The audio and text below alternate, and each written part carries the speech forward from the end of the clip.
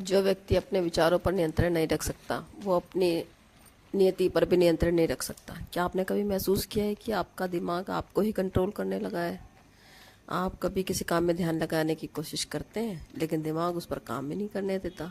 वह बार बार अतीत की गलतियों पर, भविष्य की चिंताओं पर और दूसरों की बातों में उलझ जाता है। आप पढ़ाई करने बैठे हैं, किताब खुली है, राइट। लेकिन मेरे एक पौधों घंटे में तो पानी बाद डल भी गया, वही पन्ना लेकिन अभी खुला भी है। अंधेरा ही है। मन कहीं और भाग रहा है, जैसे विचारों अब का मैं तो जा रही तूफान हूँ आपके नीचे भीतर लगातार झाड़ू चल लगा रहा के। हो। यही है ओवर थिंकिंग, यानी ज़रूरत से ज़्यादा सोचना। यह कोई साधारण आदत नहीं है। यह एक ऐसी मानसिक जाल है जो ना किसी डॉक्टर की रिपोर्ट में दिखती है, ना किसी स्कैन में पकड़ में आती है, लेकिन इसका असर धीमे जहर से कम नहीं होता। यह इंसान की नींद, सुकून और आत्मविश्वास सब कुछ चुरा लेती है। और सबसे खतरनाक बात यह है कि जब तक इंसान समझ पाता है कि वह ओवर थिंकिंग के दलदल में फंस चुका है, तब तक उसका बहुत सारा कीमती समय, ऊर्जा, आत्मविश्वास बर्बाद हो चुका होता है। अक्सर में पता ही नहीं चलता हम सोचने की सीमा पार कर चुके हैं। हम किसी एक बात को बार बार दोहराते रहे, मन में बार बार दोहराते रहे, काश मैंने ऐसा ना किया होता, अगर मैं फेल हो गया तो लोग मेरे बारे में क्या सोचते होंगे। और धीरे धीरे ये विचार हमें भीतर से तोड़ने लगता है, हमारे फैसले डगमगाने लगते हैं, ध्यान बिखर जाता है और जीवन एक पेंडुलम की तरह अतीत के पछतावे और भविष्य की चिंता में झूलता रहता है। ऐसा ही हुआ अंशुल के साथ। अंशुल एक होशियार, मेहनती और भावुक लड़का था। उसके सपने बड़े थे, मेहनत सच्ची थी, लेकिन उसकी सबसे बड़ी कमजोरी थी, वह किसी बात को बहुत ज़्यादा सोचता था। किसी एक साधारण बात हो जाए, जैसे उसका एग्ज़ाम है, घंटों उसी पर सोचता रहता। रातें करवटों में गुजरती और सुबह आंखों में सिर्फ थकान होती। धीरे धीरे उसका आत्मविश्वास टूटने लगा और वह भीतर ही भीतर खो गया। एक दिन उसकी माँ ने देखा कि वह बहुत चुप और बेचैन है। उन्होंने प्यार से पूछा, बेटा क्या हुआ अंशुल बेटा? बोला, माँ मैं हर चीज़ को लेकर बहुत सोचता हूँ, क्या मैं सफल हो पाऊँगा? लोग मेरे बारे में क्या सोचते होंगे? अगर मैं फेल हो गया तो? माँ मुस्कुराई, उसके सिर पर हाथ फेरा और बोली, बेटा सोच जरूर, लेकिन इतना नहीं कि ज़िंदगी रुक जाए। तो ज़िंदगी जी रहा है या सिर्फ उसे देख रहा है? यह वाक्य उसके दिल को छू गया। वह समझ गया कि सोच अगर सीमित हो तो शक्ति है, लेकिन अगर वही सोच बेकाबू हो जाए तो कैद बन जाती है। यह वही ज्ञान है जिसे सदियों पहले आचार्य चाणक्य ने भी बताया था। उन्होंने कहा था, अधिक विचार विनाश का कारण बनता है। यानी जब इंसान हर बात सोचता ही रह जाता है तो उसका विवेक धुंधला पड़ जाता है और वह सही निर्णय लेने की शक्ति खो देता है। उस दिन अंशुल ने तय किया कि अब वह अपने विचारों का गुलाम नहीं बनेगा, बल्कि उसका स्वामी बनेगा। उसने सोचा, ओवर थिंकिंग को हराना किसी जंग की तरह है, जहाँ दुश्मन बाहर नहीं हमारे भीतर ही होता है। उस दिन से उसने अपने मन को शांत करना, ध्यान केंद्रित करना और अपनी सोच को दिशा देना सीखा। और दोस्तों, आज हम भी वही सफ़र शुरू करने जा रहे हैं। एक ऐसा सफ़र जिसमें हम सीखेंगे कि ओवर थिंकिंग को कैसे कंट्रोल करें, कैसे अपने विचारों पर काबू पाएं, कैसे अपने मन को शांत, दृढ़ और आत्मविश्वासी बना सकते हैं। क्योंकि याद रखिए, सोच अच्छी है चीज़ है, लेकिन ज़्यादा सोच जहर है। अब वक्त है इस जहर को बाहर निकालने का। तो चलिए जानते हैं कि ओवर थिंकिंग से छुटकारा पाने का असली रास्ता क्या है। वो रास्ता है आत्मनियंत्रण, ज्ञान, सोच की रोशनी से होकर गुजरता। आज मैं ऐसे सीक्रेट तरीके बताने वाली हूँ कि ओवर थिंकिंग जड़ से ख़त्म हो जाएगी।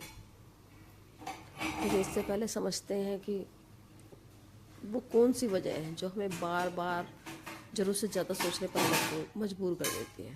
हर समस्या की जड़ में ही एक कारण छिपा रहता है। ओवर थिंकिंग का सबसे बड़ा कारण है डर, असफलता का, आलोचना का और भविष्य की अनिश्चितता का।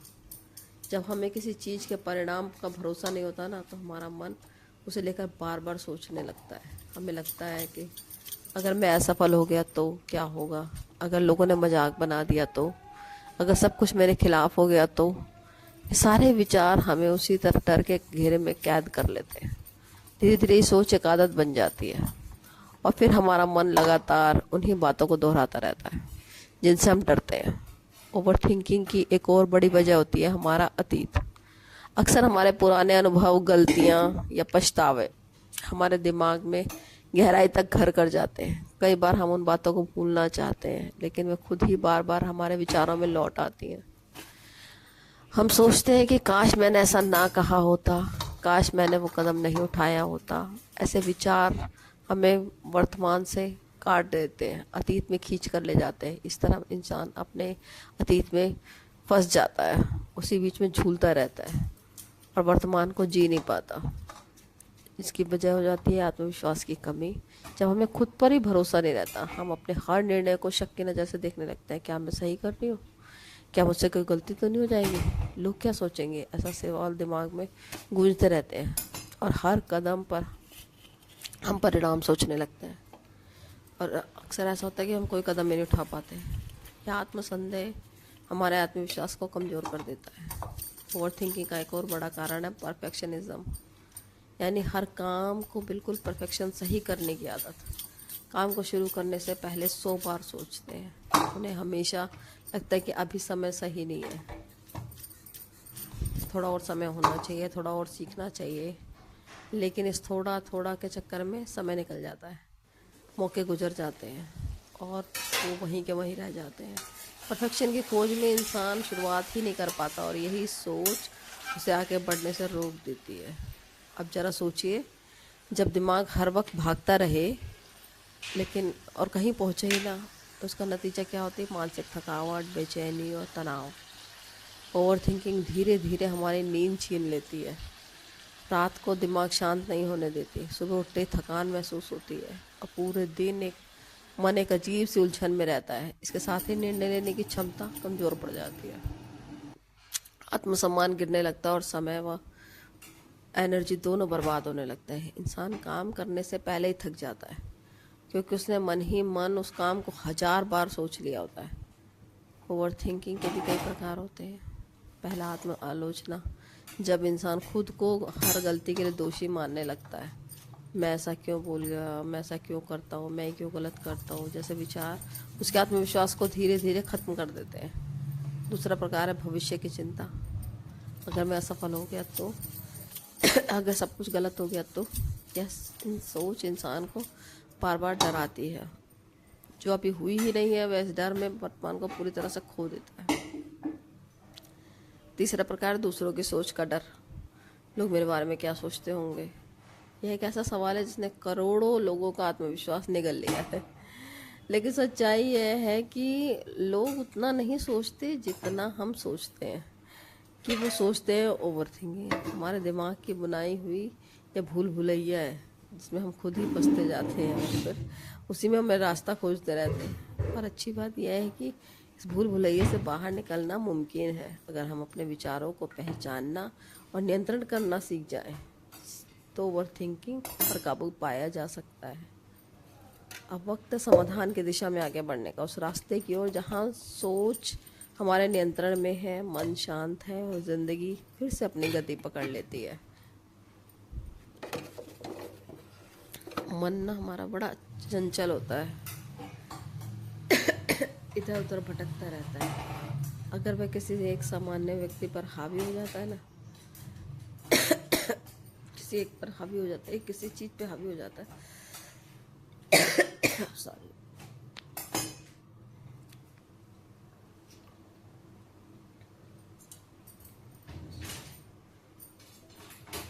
जो इंसान अपने विचारों को कंट्रोल करना सीख जाता है ना, उसकी विजय निश्चित होती है। वो अपने आप पर विजय पा लेता है, अपने मन पर विजय पा लेता है, अपनी ओवर थिंकिंग पर भी विजय पा लेता है। सबसे पहले हमें समझना होगा कि जब हमें ओवर थिंकिंग क्या करना चाहिए। सबसे पहली बात तो यह है कि हमें हमारे जो अतीत में हमसे जो गलतियाँ हो गई हैं उसका पछतावा ना करें। जो हो गया सो हो गया, बार बार उन्हीं क्वेश्चंस को उठाते रहते हैं, हम उन्हीं का हल ढूंढते रहते हैं। सही करा, गलत करा, सही करा, गलत करा, हो गया तो हो गया, अब आगे देखो क्या करना है।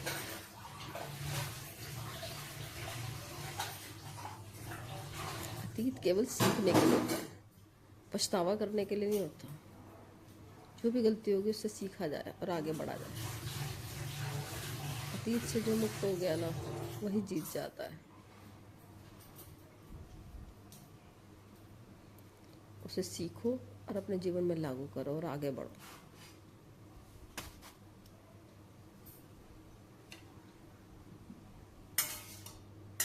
अगर अगली बार पुरानी बातें अगर आपको दिमाग में आती है तो एक ही बात बोलिए कि जो होना था हो गया, अब इससे मुझे सीख कर आगे बढ़ना है कि भविष्य में ही नहीं होने देना।